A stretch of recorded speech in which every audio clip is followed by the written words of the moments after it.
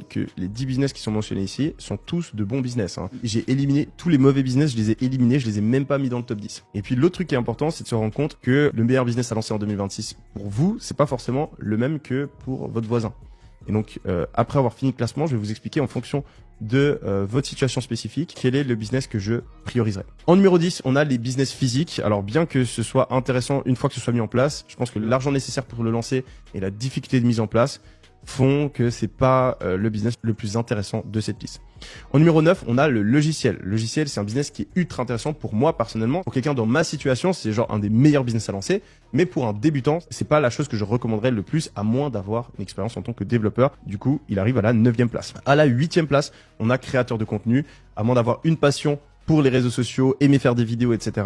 C'est un business qui va demander beaucoup d'efforts et pas forcément nous permettre de gagner beaucoup d'argent. On a en 7e place le fait de développer une application mobile. Ça devient de plus en plus intéressant, beaucoup de potentiel, moins difficile à faire qu'un logiciel et pourtant on peut gagner beaucoup d'argent. Ça reste quand même compliqué, c'est pas quelque chose que je recommanderais en tant que premier business à lancer pour la plupart d'entre vous.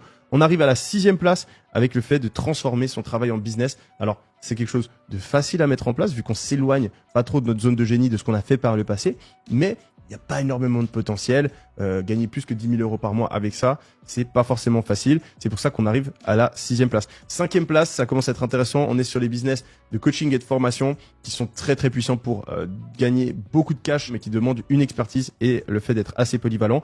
4e place, closer. C'est peut-être surprenant pour certains d'entre vous, mais je pense qu'il y a un gros besoin de commerciaux, surtout en France en ce moment, et très peu de personnes qui sont là, qui répondent à l'appel. Donc si vous êtes quelqu'un qui a pas peur, qui est prêt à apprendre à vendre, c'est une voie très très intéressante, surtout quand on prend en compte le fait que de savoir vendre, savoir être persuasif, c'est quelque chose qui va vous aider toute votre vie. Donc on arrive maintenant dans le top 3 avec à la 3e place l'e-commerce, pas le dropshipping d'il y a 5 ans. On parle vraiment d'une nouvelle manière de faire du e-commerce qui permettent de se lancer avec un capital faible, qui ont des grosses opportunités de croissance. Et je suis persuadé qu'en utilisant l'IA, on peut vraiment aller très très vite dans la création de notre site. Il y a des outils qui le font automatiquement, la création des publicités, etc., etc. On automatise une grosse partie des difficultés.